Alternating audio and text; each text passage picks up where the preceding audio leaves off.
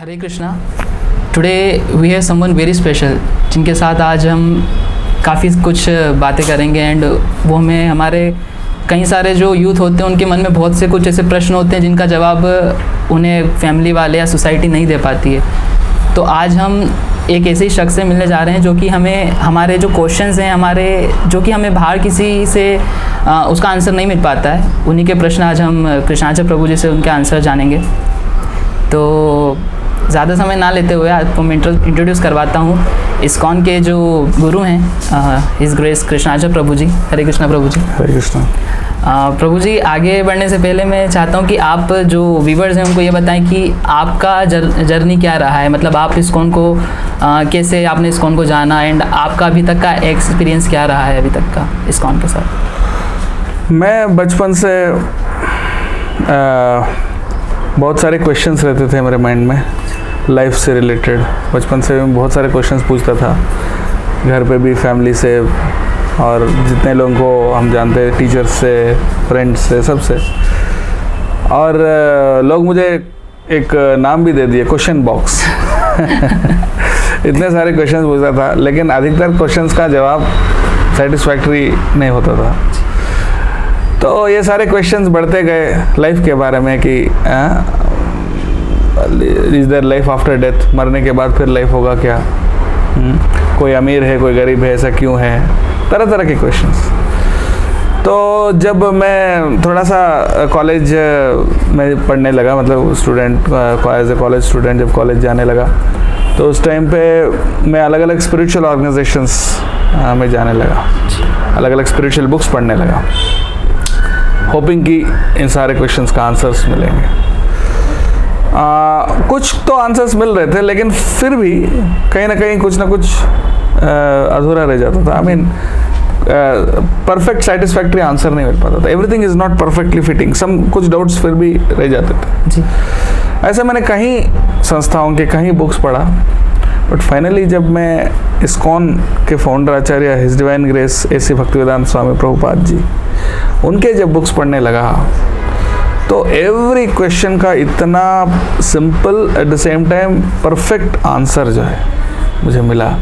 And तब मुझे समझ में आया कि actually this is the path, यही पाथ मुझे अपनाना है जी। एंड फिर मैं मतलब प्रभुपाद जी के books I would spend several hours, हर रोज़ बहुत कई घंटे बुक्स पढ़ने में। हाँ, सिर्फ बुक्स पढ़ना ही नहीं, बल्कि वहाँ के जो डिवोटीज़ हैं उनसे क्वेश्चंस भी पूछता था, उनसे मिलता था। इस तरह से धीरे धीरे मेरे सारे क्वेश्चंस का परफेक्ट और सेटिस्फैक्टरी जवाब मिला जी। एंड इस तरह से देन मैंने समझ गया कि इसी में मुझे अपने पूरा लाइफ गुजारना है। और यही जो हमारा मैसेज है, हमारे सनातन धर्म का, गीता भागवत का जो मैसेज है, यही सबको फैलाना, और सबसे ज़्यादा आवश्यकता आज की समाज में इसी चीज़ का है जी। तो इसलिए मैंने डिसाइड किया कि इसी के प्रचार और इसी को समझाना, सिखाना, इसी कार्य में अपने जीवन पूरा समर्पित करें। सच अ ब्यूटीफुल स्टोरी प्रभु जी। आपका इस्कॉन से ऐसा इंटरेक्शन और आपका अभी तक का एक्सपीरियंस काफ़ी सुनने में बहुत अच्छा लगा। तो प्रभु जी, आजकल के जो यूथ होते हैं, तो जैसे कि बहुत सारे यंगस्टर जो भी इस्कॉन से कनेक्ट हो रहे हैं, तो उनका क्वेश्चन ये रहता है कि फैमिली वाले अलाउ नहीं करते हैं, बोलते हैं कि भक्ति तो कोई यंग एज में करने की ज़रूरत नहीं है, वो तो बुढ़ापे का काम होता है, कि बुढ़ापे में आप जब सब चीज़ों अपने रिस्पॉन्सिबिलिटीज़ उनसे फ्री हो जाओ, उसके बाद फिर आप भक्ति कीजिए, अभी जवानी में आप पढ़ाई कीजिए, गाड़ियाँ खरीदिए, बंगले बनाइए। ये सब हर किसी फैमिली या सोसाइटी का जो मेंटेलिटी है वो भी ऐसा है। तो आपका इसमें क्या कहना चाहेंगे कि जो लोग ये सब चीज़ें फेस कर रहे हैं फैमिली या सोसाइटी के साइड से? ये सब चीज़ें ज़रूरत है, इन सब चीज़ों की आवश्यकता है। ऐसा नहीं कि स्पिरिचुअलिटी आपको ये नहीं कहता है कि आप पैसे मत कमाओ या लाइफ में सक्सेसफुल मत रहो, ये गलत फहमी है जी। लोग सोचते हैं कि अध्यात्म एक अलग चीज़ है और नॉर्मल लाइफ एक अलग चीज़ है। नहीं, इनफैक्ट आध्यात्मिक जीवन आपको ये बताता है कि नॉर्मल लाइफ में, सो कॉल्ड नॉर्मल लाइफ जो लोग सोचते हैं, उसमें और सक्सेसफुल कैसे बने। जैसे गीता भगवान ने कोई ऋषि मुनि को नहीं बताया जी। गीता उन्होंने बताया एक गृहस्थ व्यक्ति को, अर्जुन जी, जो गृहस्थ भी थे और एक योद्धा थे, वॉरियर थे। तो ऐसा नहीं कि स्पिरिचुअलिटी यानी आध्यात्मिक जीवन का मतलब ये सबको छोड़ के हमारे जैसे मतलब सब छोड़ के इसमें आना चाहिए। ऑफ कोर्स कुछ लोग रहते हैं जिनकी जो सन्यासी बनते हैं या ब्रह्मचारी बनते हैं जो समाज को मार्गदर्शन देने के लिए रहते हैं, but that is very very small percentage of people. But अधिकतर लोग जो हैं अपने गृहस्थ में अपने काम धंधा करते हुए वो स्पिरिचुअलिटी को साथ में अपना सकते हैं, और वो इनफैक्ट वो करने से वो अपने material so called material life जिसको बोलते हैं उसमें भी सक्सेसफुल हो सकते हैं। उसमें और उनके अंदर patience, determination, will power, mind control ये सब बढ़ते हैं, तो ऑटोमेटिकली अपने फील्ड में भी बहुत सक्सेसफुल होता है आदमी। जी, बट प्रभु जी कई बार फिर इस क्वेश्चन के बाद उनका ये रहता है कि हम फिर हमारी वर्क लाइफ के साथ हमारी स्पिरिचुअल लाइफ को बैलेंस कैसे करें। कई बार ये हो जाता है कि स्टूडेंट्स की कुछ बहुत सारी एग्ज़ाम्स की तैयारी करते हैं या कुछ जॉब करते हैं कॉर्पोरेट सेक्टर में या कहीं भी, तो उनका ये रहता है कि वर्कलोड इतना हो जाता है कि हमारे पास मतलब साधना के लिए, हमारी स्पिरिचुअल प्रैक्टिसेस के लिए हमारे पास टाइम ही नहीं होता। तो एक तरह से इसे एक्सक्यूजेस भी बोल सकते हैं, बट हम इसे बैलेंस कैसे करें कि हम हमारी स्पिरिचुअल लाइफ को बैलेंस कर लें, हमारे वर्क जो लाइफ है उसको भी, या फैमिली के साथ हमारा जो टाइम है हम उसको भी सही तरीके से मैनेज कर पाएँ। जो अच्छा आर्टिस्ट होता है ना, आप कोई आर्टिस्ट के पास जाइए, आर्टिस्ट को बोले कि आप क्या करते हो, वो हमेशा पेंटिंग नहीं करते हैं, हमेशा पिक्चर नहीं बनाते हैं, वो काफ़ी समय अपने टूल्स को शार्पन करने में देते हैं। हाँ, अपने टूल्स जमाने में, यानी प्रॉपर कैनवास हो, उनका जो पेंसिल है हाँ वो शार्प हो, है ना, तो it's not a waste of time. उसी प्रकार से हम लोग लाइफ में जो भी करना चाहते हैं वो करेंगे किससे, हमारा माइंड, हमारा बॉडी, हमारे सेंसेस, ये सब काम आते हैं, ये हमारे टूल्स हैं जी। जब तक आपका माइंड शार्प नहीं होगा, जब तक आपका माइंड कंट्रोल में नहीं रहेगा जी, तब तक आप कोई काम करने जाओगे तो उसमें सक्सेस भी नहीं हो पाएगा। अगर मान लो आपको ब्लंट पेंसिल दिया जाए, या ऐसा पेन दिया जाए जिसमें इंक नहीं है, ऐसा ब्रश दिया जाए जिसमें पेंट नहीं है, तो आप उसको लेके आप पेंटिंग कैसे बनाओगे।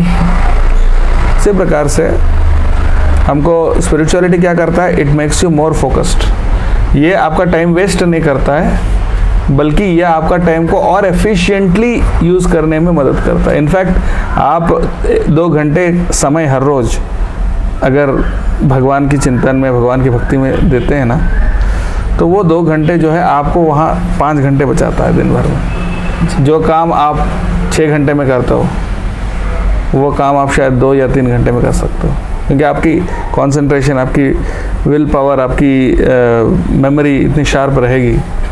हाँ, so you are more efficient. हाँ, तो इसलिए हमारे शास्त्रों में बताया ब्रह्म मुहूर्त, सुबह अर्ली मॉर्निंग का जो टाइम है जी, सूर्योदय से 1.5 घंटा पहले, तो वो जो समय अगर कोई यूटिलाइज करता है स्पिरिचुअल एक्टिविटीज़ के लिए, वो दिन भर बहुत एनर्जेटिक रहता है, और दिन भर जो काम करता है सक्सेस उसका साथ देता है जी। तो प्रभु जी एक क्वेश्चन यही भी था कि क्या हमें स्पिरिचुअल लाइफ मतलब भगवान को सर्व करने के लिए हमें हमारे पेरेंट्स को छोड़ना ज़रूरी होता है? Is it necessary to leave our parents for bhakti? काफ़ी डिवोटीज़ होते हैं या कुछ पूछते हैं, किसी मन में डाउट रहता है कि हमें घर छोड़ना पड़ेगा या पेरेंट्स को छोड़ना पड़ेगा भक्ति करना है तो? नहीं, भक्ति is not a negative concept. ये बहुत नेगेटिव कॉन्सेप्ट है आप जो बोल रहे हैं, किसी को छोड़ना।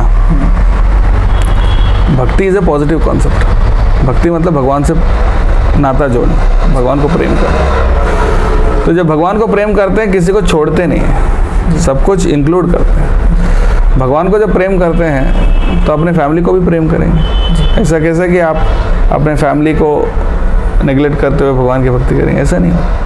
हाँ, एक बार एक व्यक्ति एक सन्यासी के पास गए थे, वैष्णव सन्यासी के पास, बोले हमें सन्यासी बना दीजिए। सन्यासी ने पूछा क्यों? बोले एक्चुअली मेरे अंदर वैराग्य जग गया। क्यों? मेरी बीवी गुजर गई, मर गई कुछ दिन पहले, मुझे बिल्कुल आंसू नहीं आया, तो इसलिए मेरे अंदर कोई आसक्ति नहीं, इसलिए हमको सन्यास दीजिए जी। तो महाराज जी ने क्या कहा? महाराज जी ने जवाब दिया कि आप जाओ वापस दोबारा शादी कर लो।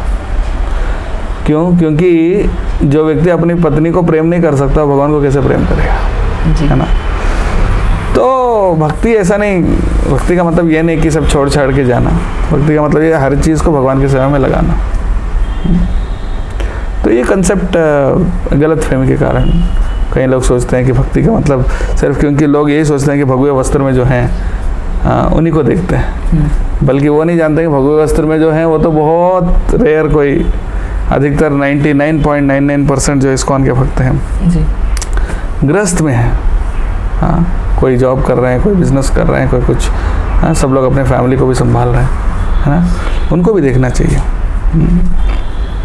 तो तब ये गलत फहमी नहीं हो। इससे काफ़ी सारे जो भी हमारे व्यूवर्स हैं उनको बहुत आपके जो इतने डीपली इसका आंसर दिया तो उनसे उनको काफ़ी हेल्प होगा।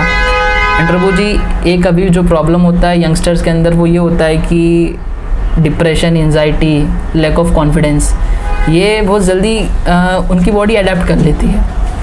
अब मतलब जो 4 में से हर एक युवा जो रहता है वो डिप्रेशन या एंजाइटी का शिकार हुआ होता है।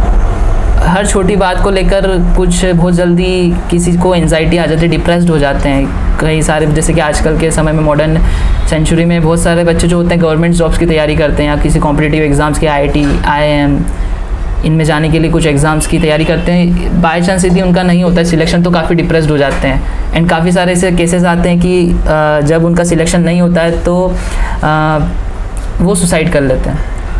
तो ये हमारे यंगस्टर्स के लिए बिल्कुल सही नहीं है। तो मतलब इसका आप पे क्या कहना चाहेंगे कि क्या ये सही है डिप्रेस्ड इतनी जल्दी हो जाना छोटी छोटी चीज़ों को लेकर, और डिप्रेशन, एंजाइटी और लैक ऑफ कॉन्फिडेंस से डील कैसे करें कि हमारी मेंटल पावर जो है, मेंटल स्ट्रेंथ है वो स्ट्रॉन्ग हो सके?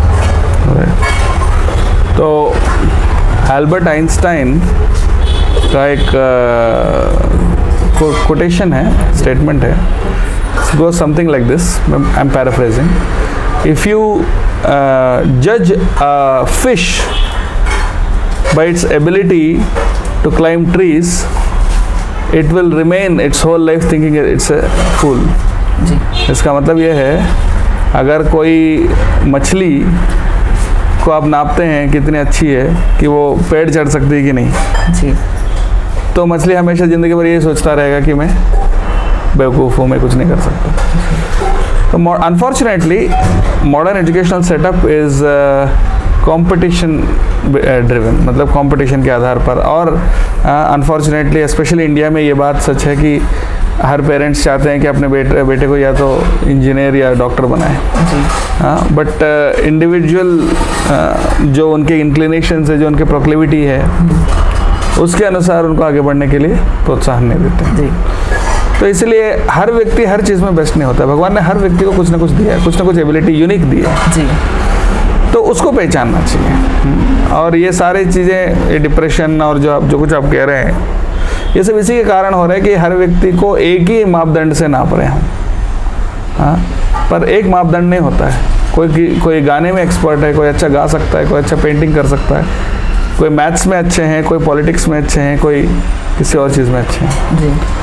सो इसलिए एवरीवन शुड बी, एक पॉइंट ये है कि हर व्यक्ति को अपनी इंक्लिनेशन, प्रोक्लिविटी के अनुसार आगे बढ़ने देना चाहिए, पहली बात। और दूसरी बात ये भी है कि ये डिप्रेशन कब आता है? डिप्रेशन तब आता है, it's because of negative self talk.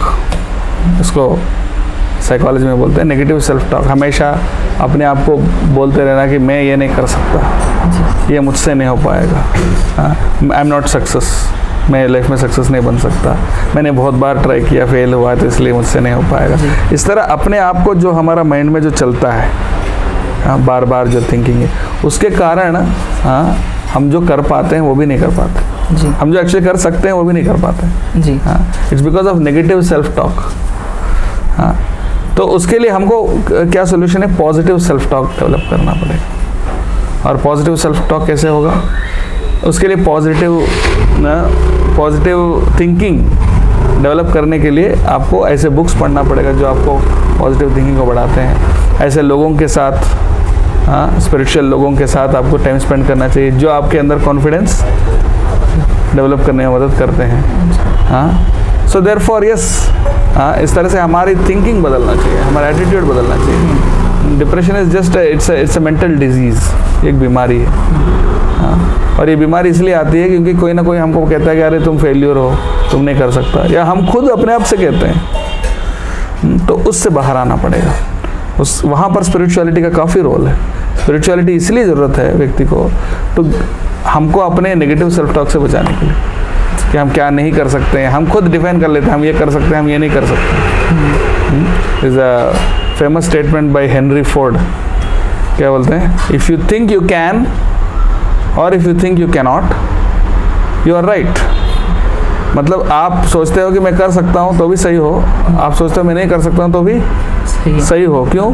क्योंकि आप अगर बार बार कहते हो मैं नहीं कर सकता हूँ, नहीं कर सकता हूँ, तो आप वो बिलीव करते हो कि आप नहीं कर सकते हो, इसीलिए आप ट्राई भी नहीं करते हो। जब आप सोचते हो कि मैं नहीं कर सकता हूँ, आप ट्राई भी नहीं करोगे, ट्राई करने में आपको उत्साह नहीं रहेगा, तो ऑब्वियसली आप ट्राई नहीं करोगे तो आप कर नहीं सकते हो।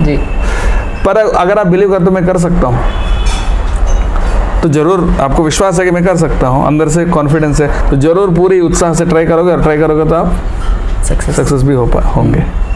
तो देयरफॉर ये पॉजिटिव सेल्फ टॉक डेवलप करने के लिए भगवद गीता और हमारे जो शास्त्र हैं वो बहुत हेल्प करते हैं, और स्पिरिचुअल लाइन में जो लोग हैं वो आपको इसमें मदद कर सकते हैं।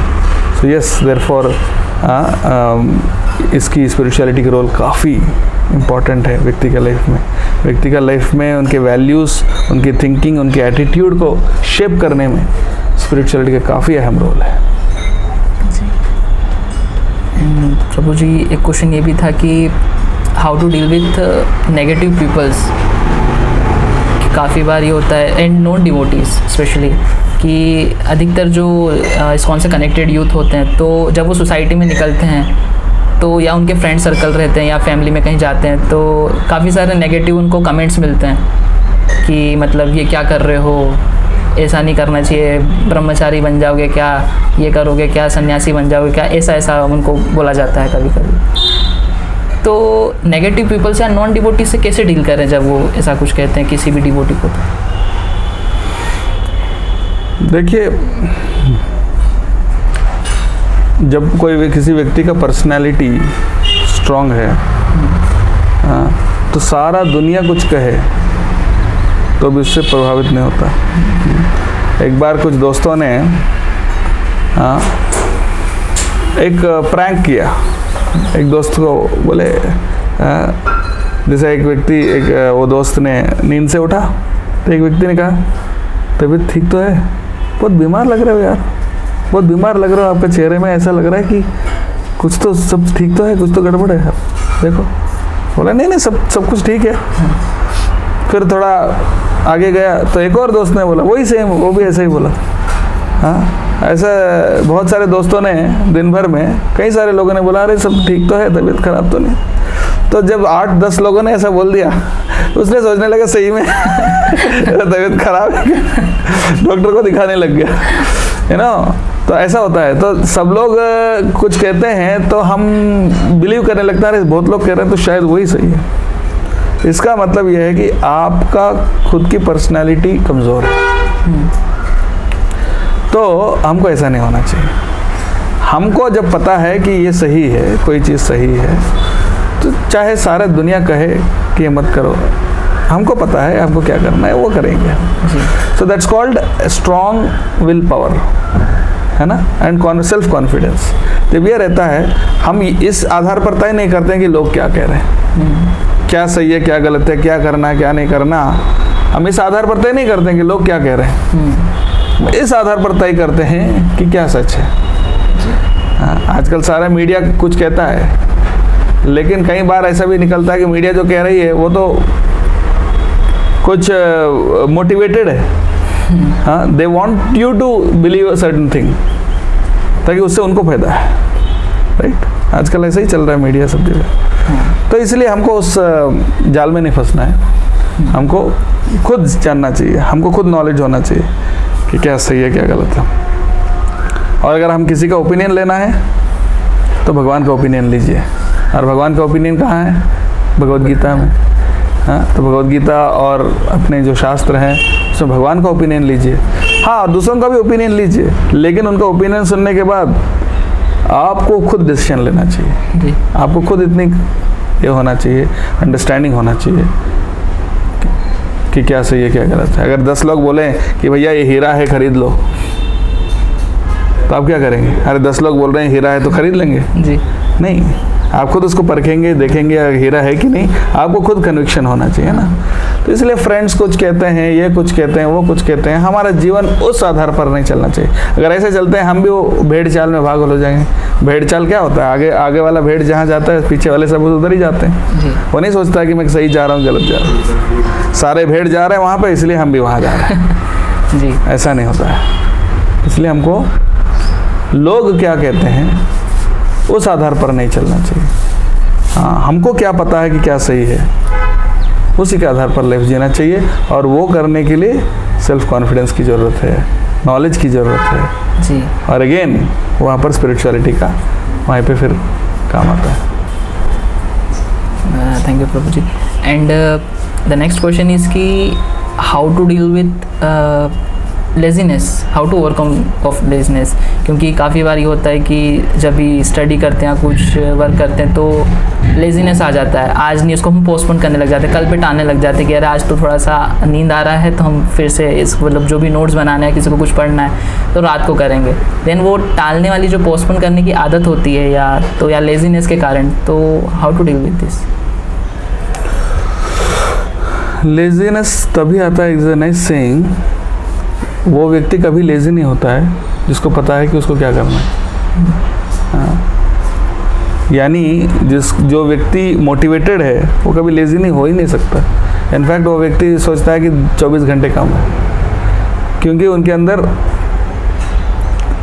कन्विक्शन है कि मुझे क्या करना है। अगर कोई चीज़ अगर आप आधे मन से कर रहे हो तो तब आती है लेजीनेस। अगर मान लीजिए कोई बहुत कीमती वस्तु आपको फ्री में मिल रही, तो आपको उस लेने के लिए कहीं जाना है, तो आप लेजी होंगे क्या? नहीं, क्योंकि कीमती वस्तु मिल रही है, बिकॉज यू आर मोटिवेटेड। इसी प्रकार से जब मोटिवेशन की कमी है तभी लेजीनेस आती है, और जब मोटिवेशन की कमी है तभी हम दूसरों की भी सुनते हैं। हाँ, जैसे आजकल मूवीज़ में क्या होता है, हर मूवी दिखाने से पहले आपको ये दिखाते होंगे कि cigarette smoking is injurious to health, right? Cigarette smoking आपको इंजूरियस है, लेकिन हाँ वही व्यक्ति जो बोल रहा है उसी मूवी में स्मोकिंग करते हुए दिखते हैं, है ना? सो कहने का मतलब क्या है, दिस इज़ मीडिया का ब्रेन वॉशिंग है। मीडिया आपको ब्रेन वॉश एक तरफ कर रही है कि भाई सिगरेट पियो, दारू पियो, ये सब करो, आप खुश हो जाओगे, है ना? और उसी पे हम बिलीव कर रहे हैं क्योंकि सभी मूवीज़ में वो दिखा रहे हैं, है ना? सो देयरफॉर मीडिया जो ब्रेन वॉश कर रहे हैं वो हम सुन रहे हैं। क्यों? क्योंकि we don't have our own will power. और लेजीनेस का भी वही कारण है। क्यों? क्योंकि we are not motivated enough. आपको लाइफ में क्या करना है आपको खुद क्लैरिटी नहीं है। अगर आपको लाइफ में क्या करना है क्लैरिटी है, तो फिर हमारे पास टाइम कहाँ है? वी हैव टू 24 आवर्स कम है जी। So you have to be self motivated. Self motivation तब आएगी when you have a clear vision and when you have strong motivation कि वो विजन को मुझे हासिल करना है।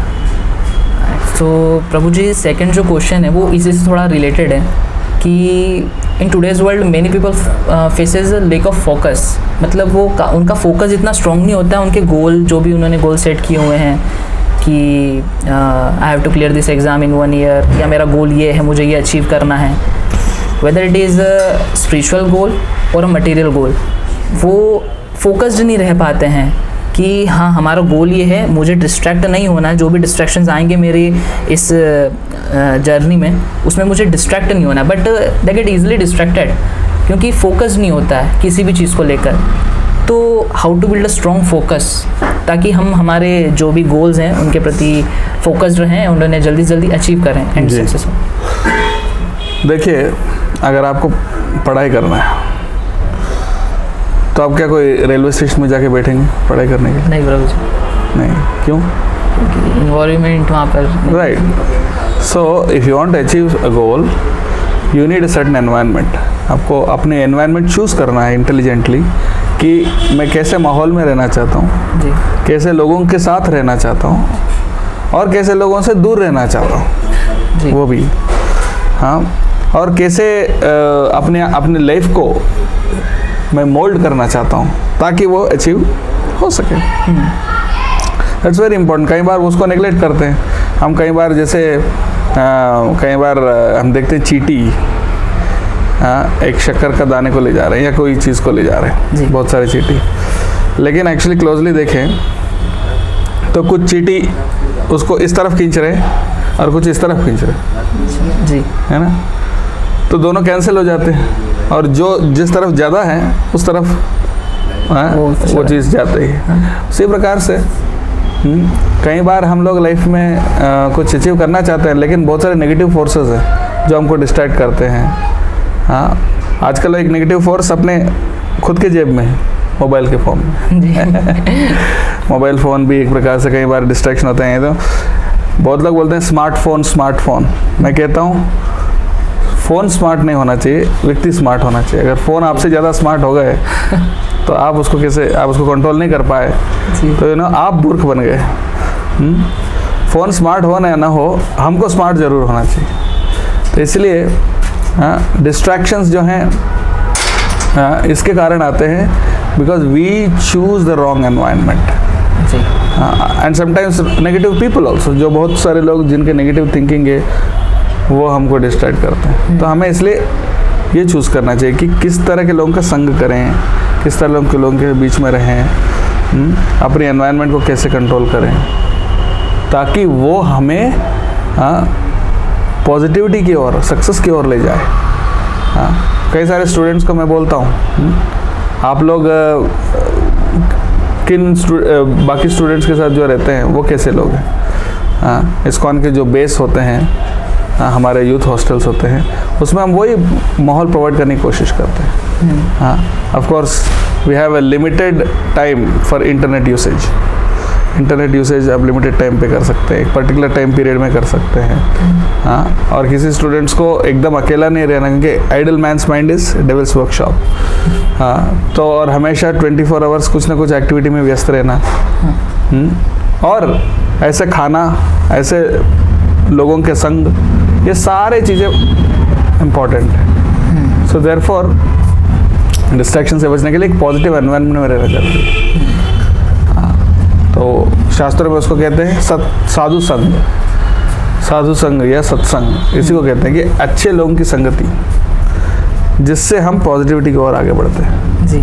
अच्छे माहौल में रहना जहाँ पर बैड हैबिट्स और नेगेटिव चीज़ों की इन्फ्लुएंस बहुत कम हो जी.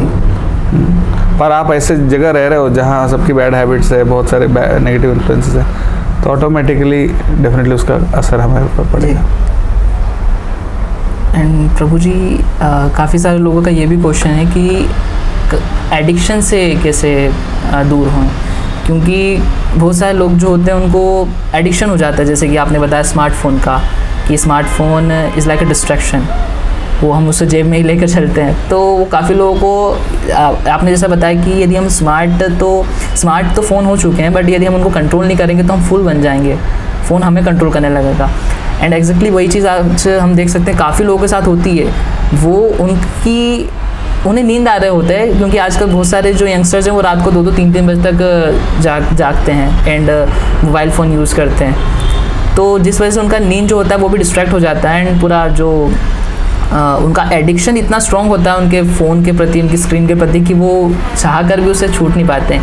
फ़ोन हो गए या फिर बहुत सारे कुछ इंटॉक्सिक वो कुछ ड्रिंक्स हो गई या कुछ ऐसी चीज़ें हो गई, तो उनके प्रति इतने एडिक्टेड हो जाते हैं, वो चाहते हैं कि उसे छोड़ें, बट वो उससे छोड़ ही नहीं पाते हैं. वो काफ़ी ट्राई करते हैं. आजकल बहुत सारी जो मेडिसिन आ गई हैं वो भी लेते हैं कि हम इससे ये लेंगे, मतलब काफ़ी अल्टरनेटिव वेज यूज़ करते हैं कि हम ये लेंगे तो छोड़ देंगे, या ये कुछ चीज़ें इनको यूज़ करेंगे तो छोड़ देंगे.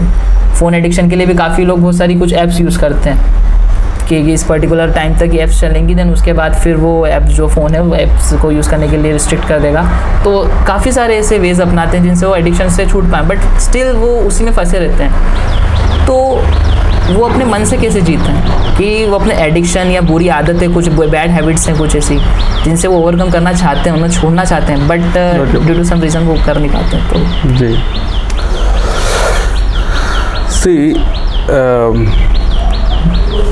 कोई भी ऐप, कोई भी आप अरेंजमेंट्स जो करते हो वो इतनी इफ़ेक्टिव नहीं होती जितनी एक इंसान होता है। इंसान, एक अच्छे व्यक्ति वो आपको इतना मदद कर सकता है जो कोई ऐप या कुछ भी नहीं कर सकता। So we forget the human relation part, है ना। तो आपको एक अच्छा फ्रेंड चाहिए हर व्यक्ति को, कि जो आपको ऐसी चीज़ों से बचा सके। एक या उससे ज़्यादा हो तो और अच्छा जी, बट सच्चा friend who can help you, who can आपको बोल सकते हैं भैया आप क्या कर रहे हो रात भर, क्यों मोबाइल चला रहे हो, हाँ आपको कल एग्ज़ाम नहीं जाना है, कल कॉलेज नहीं जाना है क्या, जो आपको आप और हमें ऐसे व्यक्ति का मदद लेना चाहिए, हाँ कि आप मुझे टाइम पे रिमाइंड करिए कि ये काम करना है, वैसा करना है ना। So that is one thing. एक तो ह्यूमन एस्पेक्ट ये बहुत ज़रूरी है। आपको एक व्यक्ति उतना मदद कर सकता है, नहीं उतना मदद कर सकता है जो कहीं सारी टेक्नोलॉजी सब मिलकर भी जो नहीं कर सकते, है ना। आजकल ये पेरेंटल कंट्रोल वाला रहता है ना, हाँ। बहुत सारे लोग वो लगाते हैं फिर भी उससे कोई फ़र्क नहीं पड़ता है, बिकॉज अल्टीमेटली माइंड कंट्रोल में नहीं है जी। सो देयरफॉर एक तो अच्छे लोगों की संगति, उससे बहुत फ़र्क पड़ता है जी। And the other thing is you should be willing to make any sacrifice. हाँ, अगर मान लो किसी चीज़ से आपको 20 रुपये का फ़ायदा हो रहा है जी और 50 रुपये का नुकसान हो रहा है, तो आप क्या करेंगे? तो 20 रुपये वाली चीज़ को प्रेफर करेंगे। नहीं, एक ही चीज़ से 20 रुपये का फ़ायदा हो रहा है लेकिन 50 रुपये का नुकसान हो रहा है, हाँ। तो उस चीज़ को हम अपनाएंगे क्या? नहीं, क्योंकि आपको 20 रुपये का फ़ायदा ज़रूर दे रहा है लेकिन 50 रुपये का नुकसान करा रहा है, हाँ। या किसी को आप नौकरी में रखे हैं, वो 20 रुपये का काम कर रहा है लेकिन 50 रुपये का नुकसान कर रहा है, उसको आप एम्प्लॉय करेंगे? नहीं करेंगे ना। तो स्मार्टफोन आप यूज़ कर रहे हैं तो आपको आंकना चाहिए कि उससे मुझे फ़ायदा कितना मिल रहा है और नुकसान कितना हो रहा है। अगर फ़ायदे से ज़्यादा नुकसान हो रहा है उससे, तो हमें क्या करना चाहिए? Better you use a simple phone, डम फ़ोन जो कीपैड वाला फ़ोन, अगर उससे आपका काम चल रहा हो तो। एंड इंटरनेट यूसेज को आप रिस्ट्रिक्ट कर सकते हैं एक टाइम पीरियड। कई सारे जैसे हमारे यहाँ पर रहता है कि इतने बजे से इतने बजे तक आप नेट यूज़ करो जी। आपको जो भी नेट से रिलेटेड काम उस टाइम पे कर लो। ऑफ कोर्स आजकल व्हाट्सएप का और फेसबुक का नोटिफिकेशन हर मिनट में आता है, हर मिनट में कुछ ना कुछ नोटिफिकेशन आता है और आवाज़ करते रहते व्यक्ति देखते रहते हैं, है ना। It completely drains out your creativity, आपकी क्रिएटिविटी को पूरा ख़त्म करता है, क्योंकि आपको सोचने के लिए टाइम नहीं है जी। आप तभी सोच सकते हो ना जब आपको कोई डिस्ट्रैक्शन ना हो जी। और जितनी देर आप स्क्रीन देखते हो, आप ऑब्जर्व करिए, जितनी देर आप स्क्रीन देखते हो उतनी देर आप सोच नहीं सकते। क्योंकि जब स्क्रीन देख रहे हो, स्क्रीन जो दिखा रहा है वही, उसी पे आपका अटेंशन है जी, बल्कि इस पे नहीं कि मुझे क्या करना है, हाँ राइट। तो इसलिए आप स्क्रीन टाइम मिनिमम करिए और सेल्फ टाइम मैक्सिमम करिए, और अच्छे लोगों के साथ संगति उसको मैक्सिमम करिए जी, राइट। सो इन दिस वे हमको कोई भी सैक्रिफाइस, अगर वो फ़ोन छोड़ना पड़े, वो जो उससे जो हमको फ़ायदा मिल रहा है वो हमको टेम्पटिंग है, अरे फ़ोन छोड़ दूंगा तो क्या होगा, हम व्हाट्सएप मैसेजेस कैसे देखेंगे, हाँ। हमको ये नोटिफिकेशंस कैसे पता चलेगा जी, हाँ। बट वी शुड नो कि वो चीज़ के लिए हम एक पर्टिकुलर टाइम निर्धारित करेंगे, जरूरी नहीं कि 24 घंटे हमको वही करना है ना जी। So in this way we should be willing to make the necessary sacrifice. हाँ, जो सक्सेसफुल लोग हैं वो सैक्रिफाइस करते हैं, जो भी कीमत चुकाना होगा वो कीमत जब तक आप चुकाएंगे नहीं तब तक वो चीज़ आपको हासिल नहीं हो सकती जी, राइट। सो ये दो चीज़ें, एक तो लोगों की हेल्प लेना, अच्छे लोगों की हेल्प लेना जो आपको मोटिवेट कर सके, जिनके साथ रहने से आपके अच्छे हैबिट्स डेवलप हो सकते हैं। ऐप से ज़्यादा आप यानी व्यक्ति, हम ऐप से ज़्यादा बिलीव करते हैं, तो वो पहला पॉइंट है। और दूसरा पॉइंट है sacrifice, you should be willing to pay the price. जो भी छोड़ना पड़े छोड़ेंगे, जो भी अपनाना पड़े अपनाएंगे। प्रभु जी आपने जो फॉर्मूले दिए हैं काफ़ी मतलब माइंड ब्लोइंग है, उसे हर कोई, आपका जो पॉइंट था कि ऐप से पहले आप, वो काफ़ी स्ट्रॉन्ग है एंड हर किसी को करना चाहिए कि हमें फ़ोन्स को यूज़ पे हम, जो आपने जैसा कि कहा कि उसको स्क्रीन टाइम को मिनिमम करके अपने साथ, खुद के सेल्फ के साथ टाइम बिताइए, तो वो काफ़ी स्ट्रॉन्ग पॉइंट है। एंड प्रभु जी ज़्यादा समय ना लेते हुए लास्ट क्वेश्चन पूछना चाहूँगा कि सॉरी टू इंटरप्ट यू, मैं खुद वही यूज़ करता हूँ। आई यूज़ अ सिंपल फ़ोन, मेरे पास स्मार्टफोन भी है जी, बट वो स्मार्टफोन को मैं बहुत लिमिटेड टाइम के लिए यूज़ करता हूँ, बाकी टाइम पे यूज़ करता हूँ जी। तो प्रभु जी लास्ट क्वेश्चन इस कि काफ़ी बार डिवोटीज़ होते हैं जो यंगस्टर जो कनेक्ट हो जाते हैं इस्कॉन से, बट उनकी फैमिली वाले काफ़ी सारे, जो जैसे कि अपने इंडियन कल्चर में बोलते हैं कि बहुत सारे देवी देवताज हैं, तो उनकी पूजा करते हैं। दे डोंट नो कि Krishna is the supreme personality and the supreme God. उन्हें लगता है कि जितने हैं सब भगवान हैं, हमें हर किसी की पूजा करनी चाहिए एंड काफ़ी सारे मिसकंसेप्शंस हैं क्योंकि शास्त्र या लिटरेचर्स पढ़ते नहीं हैं। बट यदि कोई उनका बच्चा या कोई रहता है घर का फैमिली मेम्बर जो यंग है, वो कॉलेज के थ्रू या इस्कॉन टेम्पल के थ्रू कभी भी कनेक्ट हो जाता है टेम्पल से, इस्कॉन से, तो घर वाले जो होते हैं काफ़ी मतलब ये बोलते हैं उन्हें कि नहीं अभी नहीं करना है, जैसे कि आपने पहले बताया था इस बारे में। तो घर में रहकर वो कैसे कन्विंस कर सकता है अपने पिता को कि हाँ मुझे भक्ति करने दी जाए, घर में रहकर भी, उन्हें ज़्यादा सा फोर्स ना किया जाए। कई बार से टॉर्चर भी करते हैं फैमिली वाले कि तुम्हें बाहर नहीं जाना है, तुम्हें ये नहीं करने देने, अब तुम घर में ही रहो, तुम मंदिर में लगे रहते हो। तो घर में रहकर भी भक्ति कैसी की जाए और अपने पेरेंट्स जो हैं वो भी हमें अलाउ कर सकें कि हाँ ठीक है आप भक्ति करो, घर में रहकर कोई दिक्कत नहीं हो उन्हें। हम ऐसे कैसे कर सकते हैं कि घर में रहकर भी हम भक्ति करें, हमारे पेरेंट्स को कोई दिक्कत ना हो हमसे? देखिए हर केस डिफरेंट है, it depends on the dynamics of the relationship. व्यक्ति का अपने पेरेंट्स के साथ कैसे रिलेशनशिप है, हर व्यक्ति का एक जैसा नहीं है। किसी किसी का बहुत पॉजिटिव है, बहुत अंडरस्टैंडिंग है, पेरेंट्स भी सपोर्टिव हैं, बस वो ये चाहते हैं कि आप अपना जो पढ़ाई है या आपका जो जॉब है, जो भी करियर है, उसको नेग्लेक्ट ना करें, उसमें सक्सेसफुल रहें, बाकी आप भक्ति करें, हमें कोई दिक्कत नहीं। बहुत सारे पेरेंट्स से मिलते हैं जी, तो फिर उनको कन्विंस करना कोई बड़ी बात नहीं, इट्स नॉट डिफ़िकल्ट।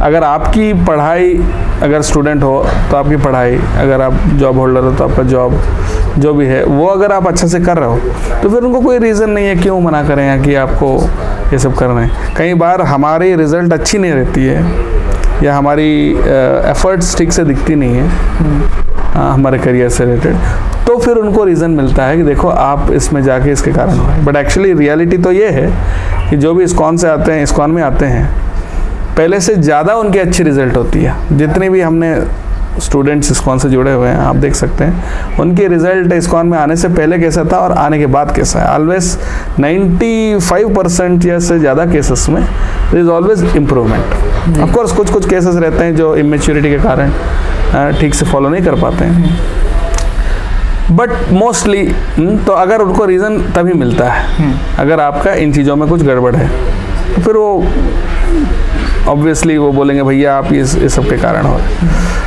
पर उस टाइम पे आपको कन्विंस करना है, आपको रिजल्ट्स दिखाना है, रिजल्ट्स दिखाते हुए कन्विंस करना है। देखिए मैं इस्कॉन में जाने से पहले मेरा रिजल्ट इतना था, अब देखिए इस्कॉन में जाने के बाद मेरा बेटर जी। अब वर्क परफॉर्मेंस में भी अब देखिए, फिर उनके पास कोई रीज़न नहीं है। पर कुछ केसेस ऐसे भी होते हैं, ये सब दिखाने के बावजूद पता नहीं उनको हो सकता है कुछ केसेस में पेरेंट्स को ऐसा लगे कि भाई ऐसा तो नहीं कि कल सब छोड़ के चला जाए, तो उनको भी ऐसा कन्विंस करना पड़ता है कि ऐसा नहीं है। हाँ, मैं आगे चल के मुझे गृहस्थ आश्रम में जाना है, मुझे सब कुछ करना है, फैमिली को मेंटेन करना है, सब करूँगा, ऐसा बोल के उनको आश्वस्त करना पड़ेगा। और कुछ ऐसे भी of course I will also admit कि कुछ केसेस में ये सब करने के बाद भी अगर पेरेंट्स कन्विंस नहीं होते हैं तो फिर उनको थोड़ा सा आपको हो सकता है कि उनसे थोड़ा सा डिस्टेंस मेंटेन करना पड़े।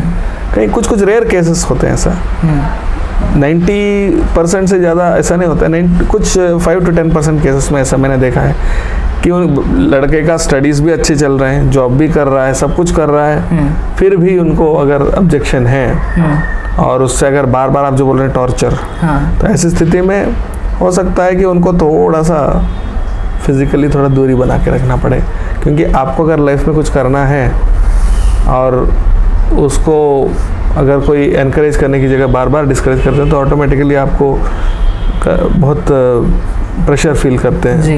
तो ऐसे केस में भाई अपने को जो करना है उसके लिए पीस ऑफ माइंड चाहिए। So naturally you may need to maintain some distance. ये नहीं बोल रहा कि उनसे कट ऑफ हो जाना है जी, बट थोड़ा सा डिस्टेंस मेंटेन करके चलना अच्छा है। ऐसे एक्सट्रीम केस की बात करो, बाकी 90% से ज़्यादा जो केसेस हैं मैंने पहले बताया, जैसे अगर आप अपनी स्टडीज़ या जॉब प्रॉपरली परफॉर्म करते हैं, घरेलू ड्यूटीज़ को प्रॉपरली परफॉर्म करते हैं, तो फिर उनको कोई रीज़न आप बोल सकते हैं भैया मैं सब कुछ अच्छा ही तो कर रहा हूँ, पहले से और अच्छा कर रहा हूँ। बल्कि जैसे गीता में अर्जुन को भगवान ने यही कहा ना कि आप अपने कर्म करो, आप अपनी ड्यूटीज़ को प्रॉपरली परफॉर्म करो। तो गीता सुनने के बाद अर्जुन तो और अच्छा से एक रिस्पॉन्सिबल वॉरियर के रूप में उन्होंने काम किया। तो उसी प्रकार से अगर हम करते हैं तो 90% से ज़्यादा प्रॉब्लम्स उसी से सॉल्व होते हैं। आप उनको बताइए कि भाई देखिए आप मेरे परफॉर्मेंस में कुछ कमी है तो बताइए, अगर नहीं है तो फिर आपको क्या प्रॉब्लम है जी। ठीक।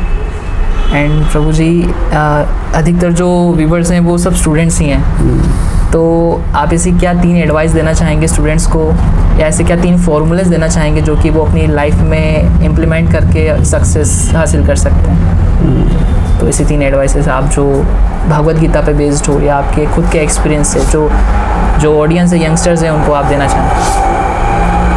जी बहुत अच्छा। इनफैक्ट ये क्वेश्चन आपका इससे पहले वाला क्वेश्चन से भी रिलेटेड है, पेरेंट्स वाला जो क्वेश्चन पूछा था आपने। उसमें एक चीज़ ये भी है कि अगर कोई व्यक्ति का लव अफेयर है किसी के साथ, क्या वो सबको बताते घूमते फिरेंगे कि भाई मेरे इनके साथ लव अफेयर है? नहीं, यू नो इट इज़ ये सबको दिखाने वाली चीज़ नहीं है। जो समझ सकते हैं वो बात अलग, जो नहीं समझ सकते सबके सामने नहीं बता जी। तो भक्ति भी एक प्रकार का लव अफेयर है जी, और ये भगवान के साथ हमारा लव अफेयर है। और ये भी हम सबको बताते हुए नहीं फिरना चाहिए कि भाई हम ये करते हैं। ये तो सिर्फ उन्हीं को बताना है जो उसको समझ सकते हैं, उसको पॉजिटिवली ले सकते हैं। चाहे इवन कई बार हम अपने फैमिली मेम्बर्स के साथ भी शेयर इसलिए नहीं कर सकते हैं क्योंकि वो समझ नहीं सकते। अगर समझ सकते हैं तो उनके साथ शेयर ज़रूर करना चाहिए। हाँ, पर इसलिए ऐसा नहीं कि हर चीज़ हमको एक्सटर्नली दिखाना चाहिए। ये हमारा हार्ट के अंदर रखना चाहिए, और ये तो हमारा पर्सनल मामला है, भगवान और हमारे बीच में संबंध है। ठीक है। सो फर्स्ट एडवाइस ये है यंगस्टर्स को मैं देना चाहता हूँ, डोंट एडवर्टाइज मत करो। आपका रिलेशन अपने तक सीमित रखो। भगवान के साथ जो है वो सबको मत दिखाओ, जो नहीं समझ सकते स्पेशली उनको। ठीक है। एंड उसको उन्हीं के साथ शेयर करो जो उसको हेल्प कर सकते हैं, जो उसको बढ़ाने में, आगे बढ़ने में हेल्प कर सकते हैं। एंड नंबर 2, आपको स्ट्रॉन्ग स्पिरिचुअल प्रैक्टिसेस होना चाहिए। कोई भी चीज़ में सक्सेस तभी मिलेगा जब आपका प्रैक्टिस स्ट्रॉन्ग हो। अगर आप प्रैक्टिस नहीं करते हैं, हार्डवर्क नहीं करते हैं, तो आज तक किसी ने सक्सेस नहीं पाया जी। तो इसलिए हमको स्पिरिचुअल लाइफ में भी वही है। ऐसा नहीं कि बस कैसे भी कुछ भी करो और आपको सक्सेस मिल जाएगा। एवरी डे आपको डेडिकेटेड टाइम देना पड़ेगा।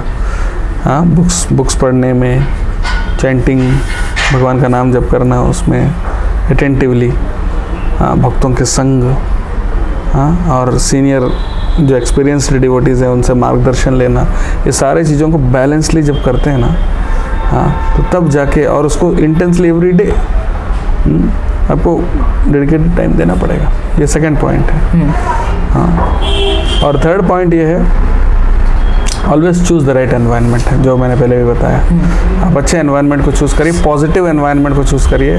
हाँ, डिस्ट्रैक्शन वाला जो आपका क्वेश्चन था उसमें मैंने बताया कि आप डिस्ट्रैक्शन तभी होता है जब आपका एनवायरनमेंट सही नहीं हो जी। तो आपको प्रॉपर एनवायरनमेंट चूज़ करना है, मतलब अच्छे भक्तों के संग, जहाँ आपके जो गोल्स हैं वो अचीव करने में आपको मदद मिलता हो। हाँ, डिस्ट्रैक्शंस मिनिमल हो, इस टाइप के एनवायरनमेंट आपको चूज़ करना है, यानी भक्तों का संग, प्रॉपर एसोसिएशन। तो ये 3 चीज़ें हैं। Stay away from negative influences जी। हाँ, सबको ये बताना नहीं, दिखाना नहीं है। And number 2, strong spiritual practices. And number 3, good favourable environment and association. Thank you so much Prabhu ji for your giving us so much blessings and सभी इतने सारे व्यूवर्स के जो उनमें मन में डाउट्स होंगे जो कि उनके वो आंसर ढूंढ रहे होंगे बट उन्हें कहीं से मिल नहीं पा रहे होंगे, बट आपके थ्रू काफ़ी लोगों के क्वेश्चंस के जो आंसर उन्हें मिल चुके होंगे। एंड आपका इतना प्रीशियस टाइम हमें देने के लिए thank you so much Prabhu ji. And I hope सभी को अपने आंसर्स मिल गए होंगे। नहीं, इट्स आवर प्रिविलेज कि हमको ये आप सबको इस तरह से सेवा करने का मौका मिल रहा है, ताकि आपके कोई क्वेश्चंस हैं उसको अगर हमारे आंसर से कुछ फ़ायदा मिलता है तो मैं ये कहूँगा कि ये हमारा क्रेडिट नहीं है। जो भी हमको नॉलेज मिला है इस्कॉन के founder acharya his divine grace Srila Prabhupada, उनका ही नॉलेज है और अल्टीमेटली भगवान का नॉलेज है। हम सिर्फ अपना कर्तव्य निभा रहे हैं थोड़ा वो मैसेज को आप तक पहुँचाने का। बहुत बहुत धन्यवाद इस मौका के लिए। हरे कृष्ण। हरे कृष्णा।